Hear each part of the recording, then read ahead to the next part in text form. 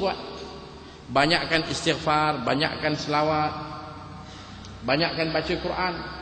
Kerana kita tinggalkan kerja, tinggalkan rumah, tinggalkan anak, apa pun kita tak bawa. Jadi kita banyak masa free, kita banyak masa ruang. Kalau orang yang tak tahu nak guna masa, dia akan habis di kedai-kedai. Dia masuk satu kedai, keluar, masuk satu kedai, keluar, tak beli apa pun. Ataupun dia pergi cari kawan kat mana-mana, duduk bersembang lama sampai habis masa. Tapi kalau kita dah latih dengan bacaan Al-Quran, kita habis solat pegang Quran. Ada setengah orang dalam tempoh dia buat haji berkali-kali khatam. Dia kata saya boleh khatam Quran tiap-tiap kali, 2 hari sekali, 3 hari sekali, khatam. Itu satu nikmat. Banyakkan baca Quran. Jadi amalan-amalan ini adalah membantu kita untuk menyempurnakan tempoh kita berada di sana dengan ibadat haji. Kerana ibadat haji ini ibadat besar, ibadat penting. Kita dapat pergi seumur hidup sekali pun tak apa. Tak perlu kita nak usaha pergi tiap-tiap tahun. Tak perlu kita nak memperbaharui, melainkan kalau ada yang kita dipertanggungjawabkan, ibu bapa kita yang meninggal mampu, kita diwasiatkan supaya melakukan haji badal, maka kita pergi. Kalau tidak, kita pergi sekali pun dah cukup. 40 hari yang kita pergi, kita kira 40 hari dalam 60 tahun. Mana satu hari nak banding dengan 60 tahun, besar. Maka setiap masa diisi dengan segala program. Kita sempurnakan tawaf, sempurnakan kita punya Arafah, wukuf. Dan poin dia wukuf lah. Hari ke-9 tu hari yang paling penting, hari yang paling besar. Sebab itu dikatakan dalam sepanjang setahun, kalau malam besarnya malam Lailatul Qadar, maka siang besarnya siang Arafah, hari wukuf. Hari wukuf ni tuan-tuan yang mulia, kalau kita lihat, kita punya kedudukan manusia semua sama. Tidak lagi membezakan antara satu dengan yang lain. Walaupun berbeza pangkat, berbeza kedudukan, keturunan, puak, bangsa, bahasa dan macam-macam perbezaan. Tapi kalau kita tengok daripada segi rupa, semua sama. Pakaian adalah sama, iaitu pakaian ihram. Tak ada orang boleh pakai pakaian yang dia rasa dia nak pakai. Tak boleh. Orang laki-laki semuanya pakaian mereka adalah pakaian ihram. Tak kira raja ke, rakyat ke, kaya ke, miskin. Mungkin beza daripada tempat tinggal. Kemah. Ada orang kemah dia hanya di bawah-bawah pokok, di bawah-bawah kereta. Ada orang kemah dia macam hotel. Ada sampai macam hotel 5 bintang, 6 bintang, mewah macam Hilton. Itu kemah dia. Saya pernah bagi satu kursus haji, satu keluarga kaya. Masa tu katanya pakej satu kepala 45,000. Mereka dibawa dengan helikopter daripada Mekah pergi ke Arafah. Tak pakai jalan darat. Jadi dia punya hotel, kemah dia macam hotel.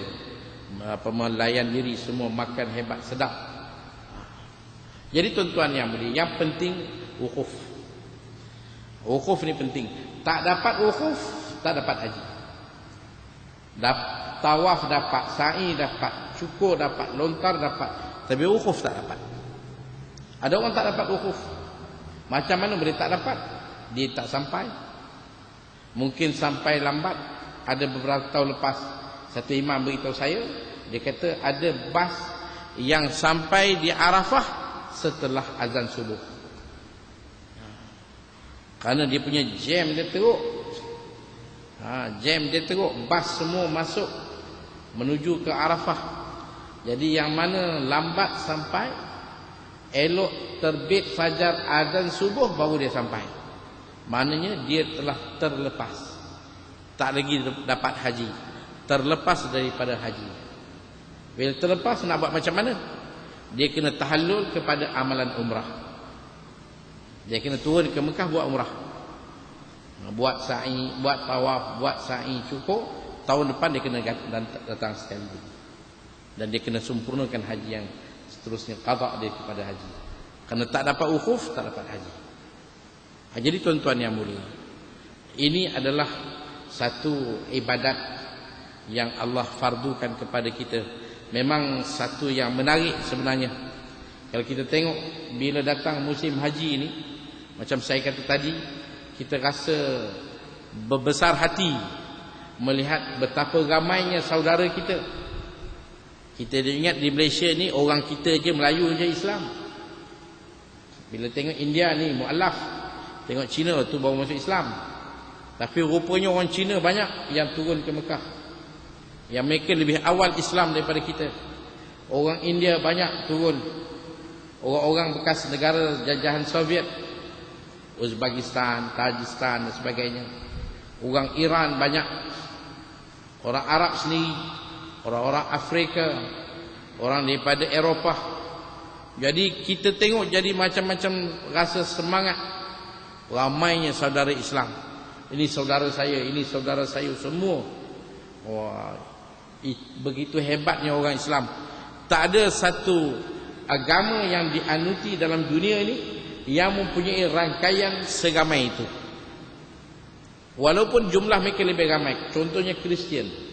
Kristian adalah satu umat yang lebih ramai anutannya di dunia berbanding dengan orang Islam.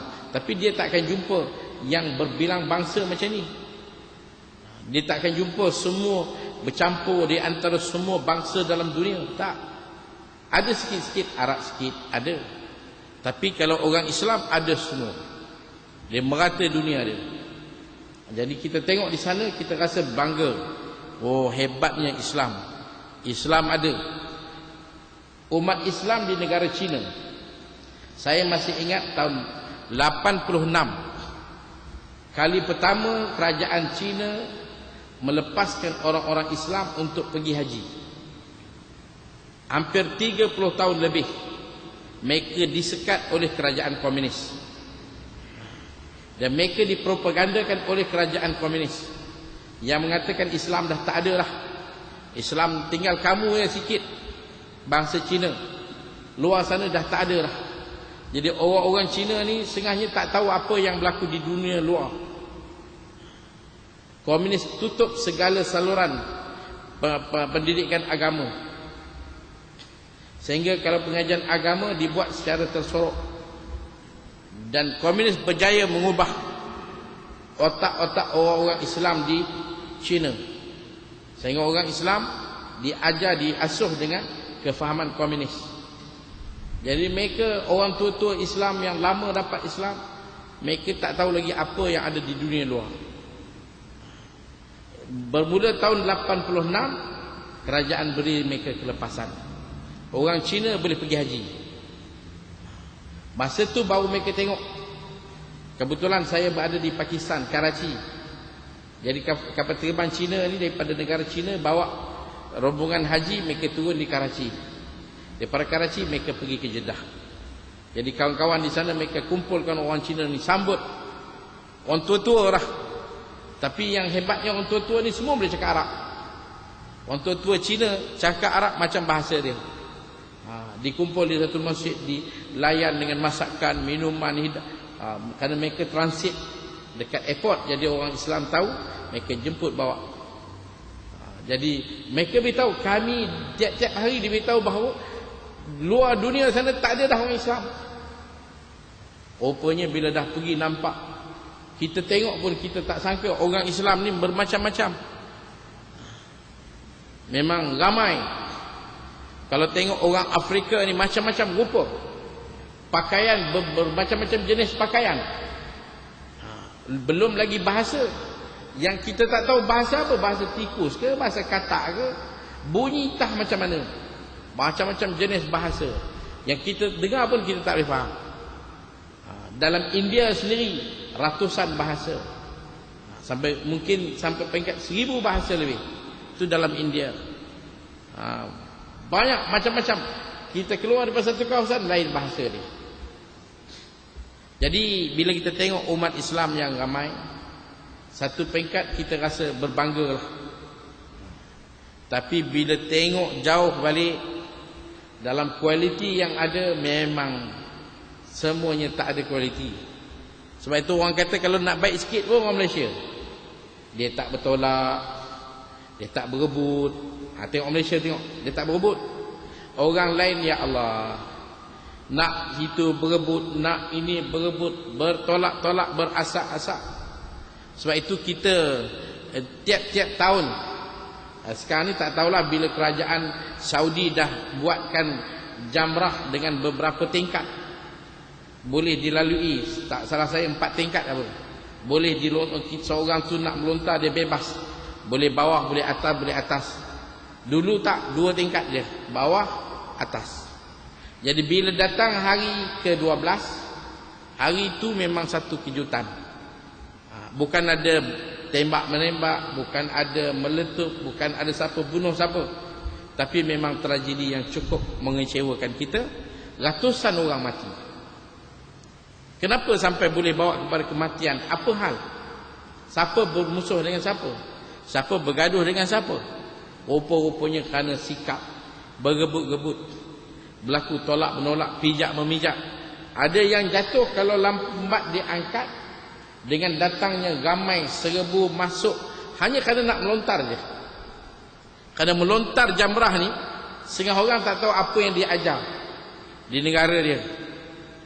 Bukan dia melontar macam kita, sebenarnya pilih batu kecil je, besar kacang guda, itu je batu dia. Ini tak, setengah tu botol, kasut, selipar, semua terbang.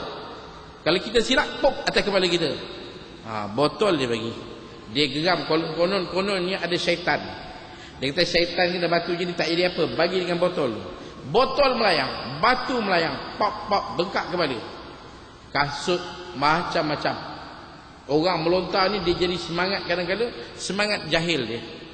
Orang suruh 7, dia tak 7 tak cukup, dia bagi 10.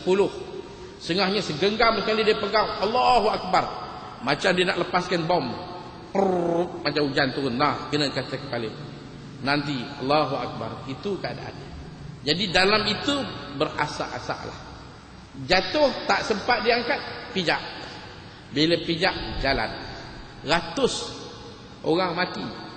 Orang tua-tua selalunya, dia nak pergi melontar, tak ada orang pimpin, tak ada orang pegang. Maka bila datang orang ramai, orang badan besar-besar, langgar dia jatuh. Tak siapa nak angkat, tak sempat, datang orang lain lagi, pijak. 12 Zulhijjah, hari yang dipanggil Nafar Awal, memang kita dengar sekejap-kejap ambulan datang, kejap ambulan datang. Ambulan siap tunggulah.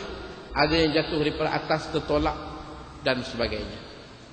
Dan ini kalau macam inilah bersikap orang Islam, maka tak ubahlah seperti apa yang Nabi kata, banyaknya kita ni adalah banyak seperti buih di lautan. Buih di lautan apa nak buat, apa pun tak boleh buat.